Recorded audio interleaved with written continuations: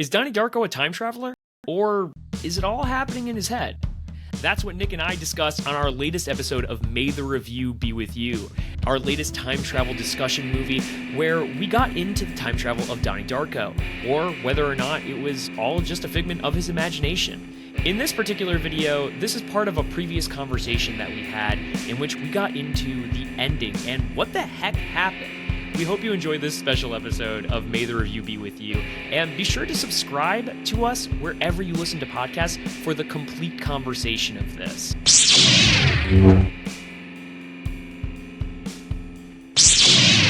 We're going to jump into the part of the conversation where Nick is breaking down the 3 things you need for time travel in this movie. Okay, here we are now. I don't know if we want to start getting into this now, but you need the metal object, you need a portal, and you need to be traveling faster than the speed of light. Well, at the end of the film, Donnie doesn't have any of those things on his possession. No, that's not true. No, he has one. He should have 2. There's one of those things though that I don't understand how he gets. So the metal vehicle is the car that he's driving. Okay. Fine. And we know he's heading toward a portal. It's the twister that he sees in the distance. Right. That's the portal.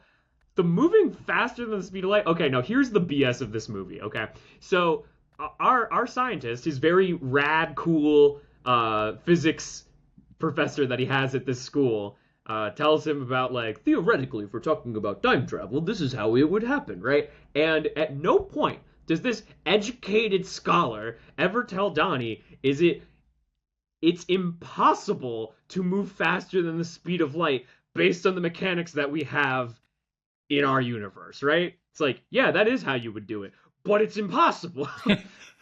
But like, he just lays it out there. He's just like, oh yeah, those are the basics of time travel, everything you need, except for this one very important thing. Like, just saying. No, I mean, this is the main problem with the time travel of Donnie Darko. Yeah, it's really how he's going to move that fast that is not explained. I have theories as to why that happened, but yeah, ultimately, I would say this is where the movie kind of drops the ball a bit, as far as the time travel is concerned. Right. Explanation-wise, it's almost great. He's not traveling faster than the speed of light. Right. It's not possible. So that's a flaw. But that's okay. All right. So here's my theory on that, okay? The movie does an awful job in showing us this. In fact, it just doesn't show us this. It briefly gives us some glimpses as to what is going on with Donnie, and this is one of the reasons why I have drafted this movie in the superhero category. A, he saves the world. But B, more importantly, Donnie has superpowers. And the movie, at least the theatrical version, there's like maybe 1 or 2 lines that you actually hear a reference of superpowers being made. The director's cut kind of directly tells you that, like, the subject of the Pocket Universe, like, has super strength, and I forgot what else. Mm-hmm. But there's the reference when he busts the pipes at the school with the axe, when he slams the axe into the metal statue, whatever the metal is. Yeah, bronze, you're right, bronze statue. Someone says that's insane. Like, no one could have done that, right? Which is supposed to be an indicator of, like, Donnie has super strength, right? And, you know, he does the whole thing of, like, Gretchen, this is really where the movie hits you over the head with it. Gretchen's like, Donnie Darko? What is that, some kind of superhero name? That line right there is Jill's whole premise for picking this in the superhero film category. Yep. Okay, that line right there, just because he has a double same letter. He's got the Stan Lee formula. Donnie Darko, Peter Parker, Matt Murdock, Bruce Banner, Donnie Darko. Yeah. So my theory here is Donnie's always had the ability to move at the speed of light. Again, the movie does not show you that. The movie does not tell you that. We just know that Donnie has powers. Donnie tells his psychologist, I have the power to build a time machine, right? Which we know you have to be moving faster than the speed of light, and all it takes is a metal vehicle, so I don't think it's too much of a leap in that instance to say that's the power that he's referring to. Again, I don't think that's a great execution. Because this movie is relying on tell me, don't show me, and I don't know many people who are big fans of that. But I think that's how it's possible. So, I have a complete opposite theory that has nothing to do with time travel at all. Interesting. So, do you think it's all in his head? Oh, it's better than that. Oh, hit me. So at the beginning of the film, he takes the pills from his doctor. We find out later they're placebo. So whatever pills he's been taking are fake. There's conflicting stories on if he's a paranoid schizophrenic, whatever. Point is, there's something going on in this guy's head. Anyway, beginning of the film, when the jet engine falls from the sky into his bedroom, he is not there because he took the pills and sleepwalked to the golf course or wherever he was, right? And it kept him from being in the room when this jet engine came to kill him. And then at the end of we go through this whole thing, and at the end of the film, he ends up back where he wasn't at the beginning in his bedroom, which is when he ends up essentially dying, right? That's the end of the story.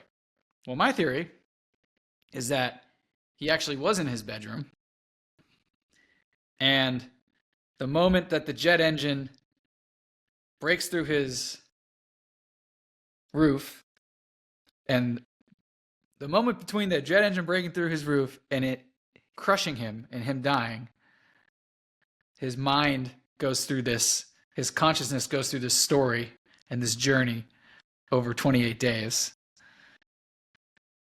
And that's what the film is. The film is his consciousness in between the moment between the roof caving in and him dying, kind of playing a fairy tale in his head to get him through to the other side. You're arguing no time travel involved whatsoever. Nothing happened. He actually died at the very beginning of the film, and that was simply his consciousness creating a story to get him through to the next part of his existence after death. This is the most outrageous take I've ever heard on Donnie Darko. And this is an outrageous movie. This movie this movie's not predicated on any rational reason, and somehow that was the most outrageous thing I've ever heard about this movie before. Well, tell me that it's wrong, though. Tell me why that's not possible. I will tell you that it's wrong. I will tell you. Tell me why that's not possible. Okay, here's why I think the movie is trying to communicate to us that that's not what happened. I think it wants us to believe that the pocket universe actually happened, right? And I think you and I talked about, so Nick and I were talking before we got on the call here, and I think now is probably a good time to segue into the final song that we hear, which is Mad World. And it's this montage with all the characters. And I think this montage, this scene, is everything you need to know about what the writer thinks the ending of this movie is.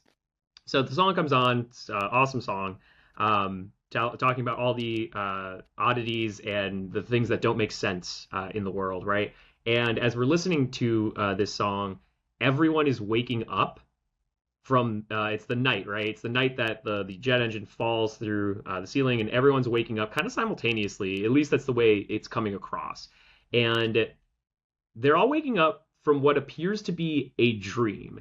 And there are people who are reacting to the dream. Drew Barrymore looks a little bummed out, right? Patrick Swayze's character, Jim Cunningham, he's crying, right?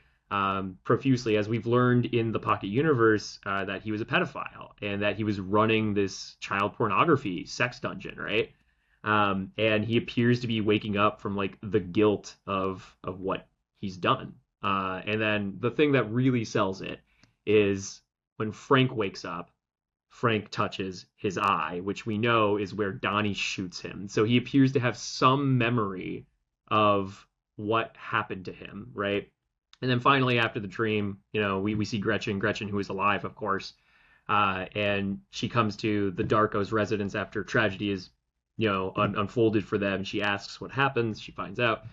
and we learn that she doesn't know the Darkos, which of course she doesn't. And there's this weird moment of connection between her and Mrs. Darko, in which they wave at each other. And it's not quite clear. You could definitely make this argument that I'm wrong here on this part, but it looks like there's this sense of familiarity with each other. Like they recognize each other, even though they shouldn't. So like that's why I think that's why it all happened.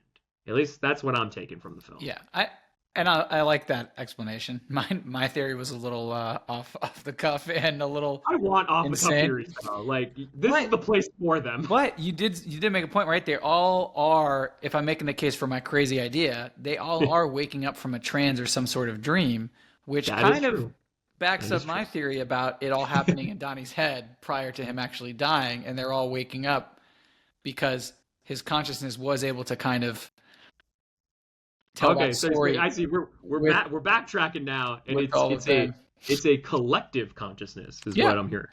Yeah, that's interesting. In some way, there could be an argument for that theory. I could buy that more than all of this solely happened in Donnie's head. For the record, I think you are correct, but I just had that thought. I was like, because they've already set up that he's now all right in the head, and so like, and they also established that like time. It's a time travel film. It's relative, right? Like the moment between death, like right before death, couldn't last as much time as you need it to. We don't know. So I don't know. I think it was an interesting thought. The other thing it definitely is, because there's a lot of people who argue whether Donnie is actually crazy in this movie. Right. Like that's a whole argument in itself. Like, is he insane or is he like just a normal teenage boy who has like problems? Like who's just like, going through it. I don't know. We don't. That makes, so your argument though makes it very. I'm very interested to see how you're going to rate this movie as a time travel movie. I'm very concerned now. Well, I mean, you should be concerned regardless, because I mean, the shit's crazy. Like, like the fact.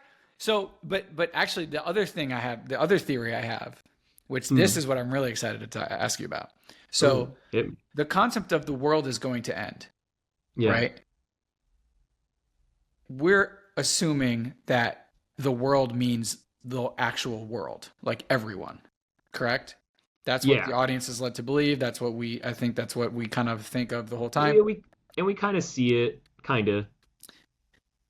But part of me thinks that like that's actually more of like a metaphor placeholder for Donnie's world, right? So like no, I totally agree with that. It's not the whole world, it's Donnie's world, and Donnie's world is Donnie's family. Like that's his world, right? His friends and his family, basically. And so it's not that the world is going to end, it's just that his world is going to end, which is those closest to him, meaning like his mom and sister on an airplane that's going to crash if he doesn't go through all of this. And of course, like that tragedy would branch off and cause like much more devastation throughout the rest of his family, most likely. And for him, and he much prefers to be the one to sacrifice himself so that everyone else can be happy. And so that was the thing that I think stood out the most, that I was like, I'm pretty sure that the world is not the actual whole world. It's just his little pocket. So if I'm going on just the theatrical version, which like I think actually the director's cut and the theatrical version actually probably should be treated like two different films, right?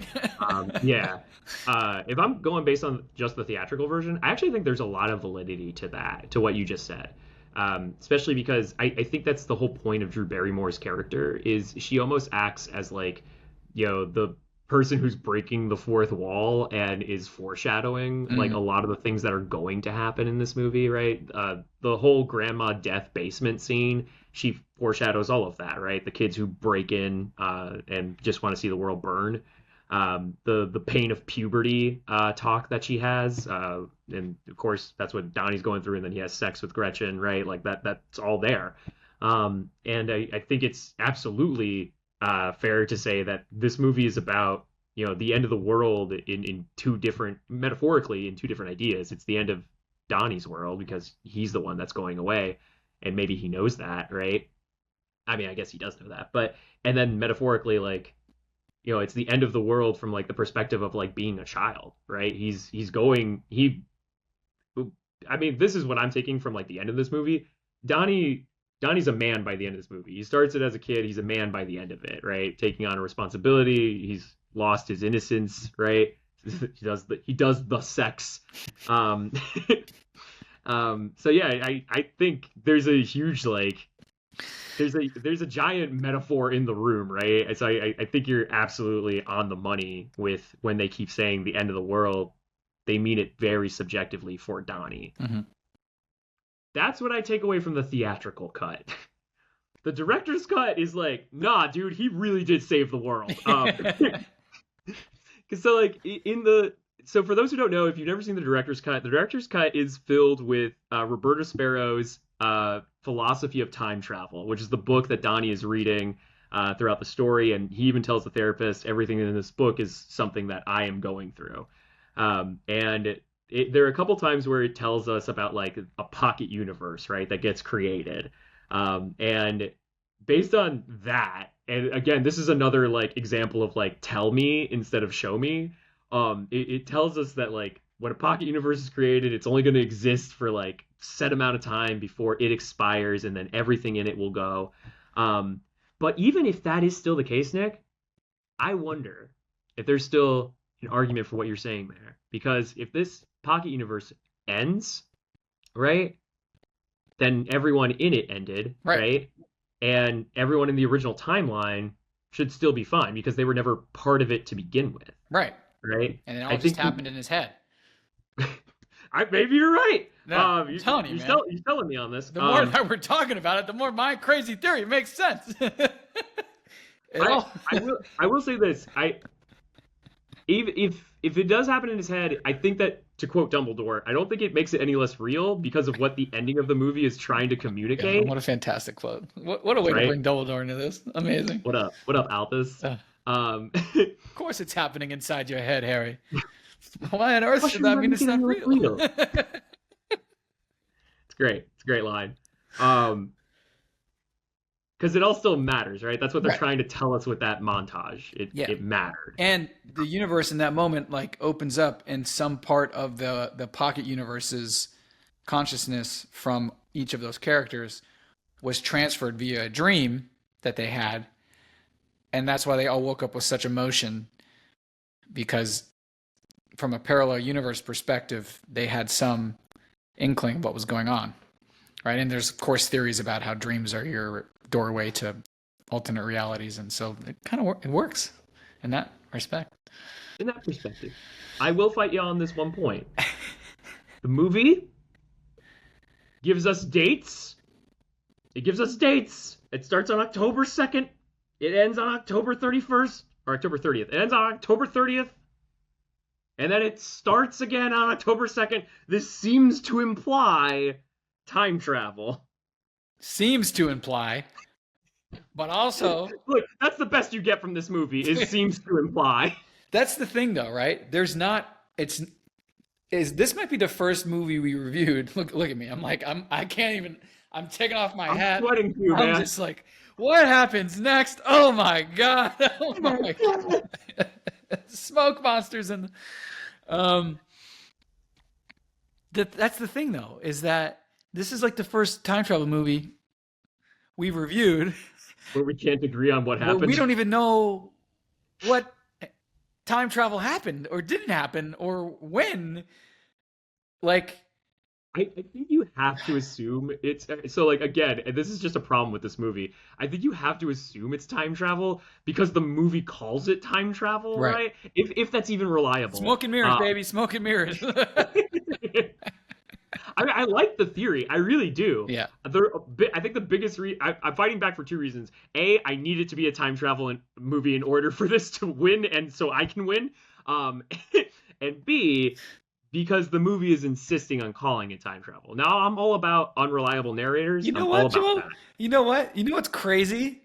Hit me. When you drafted this movie, Donnie. I was like, you're out of your mind that he's a superhero, right? But I was okay with the time travel. After rewatching it and talking to you, it's actually much more plausible that he is a superhero, but that this is not actually a time travel movie. That's the exact opposite. That is crazy. You're crazy. This is a superhero movie, not a time travel movie. I'm convinced. Unbelievable. There's no time travel in this movie. I take it back, Nick. That is the most outrageous take on this movie of all time. Listen. It's all happening in a dream. Between the moment that he gets right before he gets crushed by this jet engine at the very beginning. It's a multi-conscious dream that the whole town is having. And that sounds so much more complicated than time travel.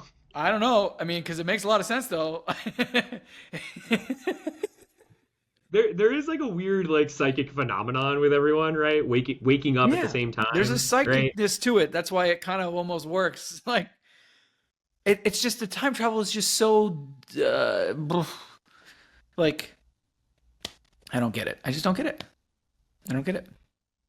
Well, like it explains like how it's going to happen, but then we don't actually get to watch it happen. It just happens, right? That's the like problem. also, we're just there.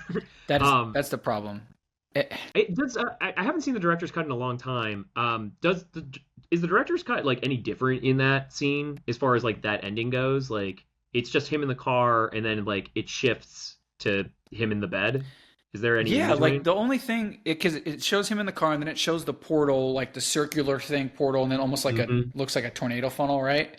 Right. And then you see the jet end, like you see his mom and his sister's plane like go through crazy turbulence and start going down, and then you see a faraway shot of what looks like the jet turbine falling through the portal. Right. And then he's in his bed, and he's got this jet engine in slow motion falling down on him, which is a scene in itself.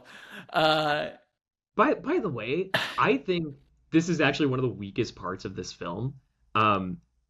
Is the timing of there's this moment as the end of the world is happening that these like vocal flashbacks start coming back, right? And like you hear the physics professor talking about how time travel is possible, right? But like the way that the audio is lined up, it lines up to Samantha and her mom in the plane. And it makes it almost seem like, oh, it's the plane that's going to do the time travel, which, like, in a sense, it's the jet engine does, right? But it also makes it seem like the airplane is going to do it because, like, he specifically says, yeah, a vehicle, probably like an aircraft. He says that specifically when they're in the airplane. Right. And it seems like they're the ones about to time travel, it makes it all the more confusing because that's not what's happening. A part of the craft is, but, like, it's so confusing.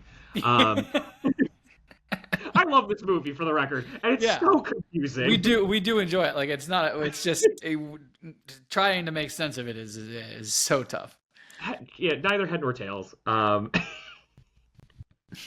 like, as I'm talking it out, I'm like, I have to rate this movie even lower than I originally planned. Yeah, dude. Sorry. Which. That might be a good segue into our ratings, unless you had any other point here. The only thing I wanted to touch on one more time is how fantastic the end of the movie is with Mad World by Gary Jules. At least the Gary Jules version is originally by Tears for Fears, but they recorded this version specifically for this movie, so it fits. I didn't know that. It fits. Yeah, they recorded it specifically for this movie. It fits so well. It's like such like a heart-wrenching song. But it really brings everything kind of together and at least makes you feel like you kind of know what happened, even though after the movie ends and you start thinking about it, you realize you have no idea. It gives you some relief for about 3 minutes, though. That's the only other thing I wanted to say real quick, though. I think we can attempt the ratings. I think I agree with you. I think it's one of the highlights of the movie is that montage. It's haunting, right? Yeah, it's a really haunting. It's a great word. Yeah. Haunting moment. Just as a quick final note, two things I love about this movie. I love Frank. I think Frank is I don't know if you can call him a character. He's an interesting part of the plot, right? Just an interesting figment of the plot. I'm just gonna say that. And also, I adore the Smurf conversation. I think the Smurf conversation is so stupid, and like it just sounds like the kinds of conversations I would have, or like that we would have, like as teenagers. So you know, ridiculous. So dumb and ridiculous. I love how young teenage that feels. Actually, I have a question. Yeah. About Frank. If it's not all happening inside his head, then how can Frank be in two places? Okay, so again, this is where the director's cut like really like answers some questions here. At least with the book Philosophy of Time Travel. So it's not really Frank. It looks like Frank, and like he's taking the like man suit of Frank, right? But it's like a character that's made from the pocket dimension and represents like the doom that is coming. They explore this a bit further in the very, and please never watch this movie, horrible sequel, S. Darko. It is one of the worst sequels I have ever seen.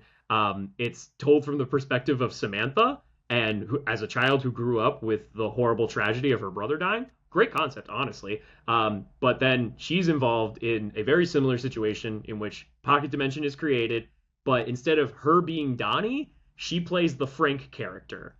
And she plays like a messenger of doom throughout the rest of the movie. It's awful. What I just described sounded awesome. It's not. It's not awesome. It's bad. It's boring. It doesn't make any sense. It makes less sense than this. It's not a good time. Maggie Gyllenhaal? In any case. No, not Maggie Gyllenhaal. The little girl, Samantha. Oh, sorry. Yeah. Okay. Yeah. She like grows up, and I guess like when she's like a middle teenager, she like goes on her own Darko adventure. I didn't even know that they made a second one. That sucks. That's crazy.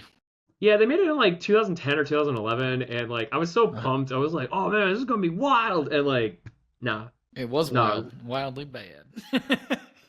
I actually wish it was wildly bad. You know why I don't like that movie? Nick, what's the one thing I can't forgive a movie for? Oh, do you remember? Bad writing. I mean, that's true. No. Oh, it's wait. It's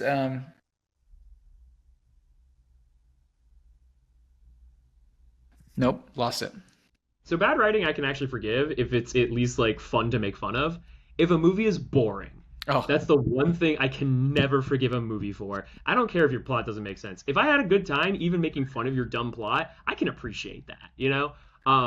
But if your movie's boring, why did I watch? You know, why did I spend an hour and a half to 2 hours watching?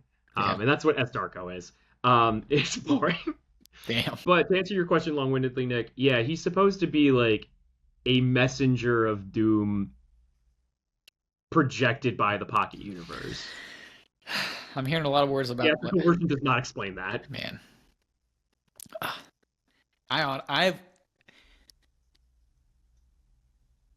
It's all happening inside his head prior to death was like a crazy theory when we first started this, but it's seeming less crazy to me now at the end of this. I'll agree. It's less crazy that you're calling him crazy. I'll agree. I'm just doing what the movie tells me to do, and I'm calling it time travel, all right? I love questioning directors after they've already like tried to explain things. It's like they're wrong about their explanations. That's not what's happening.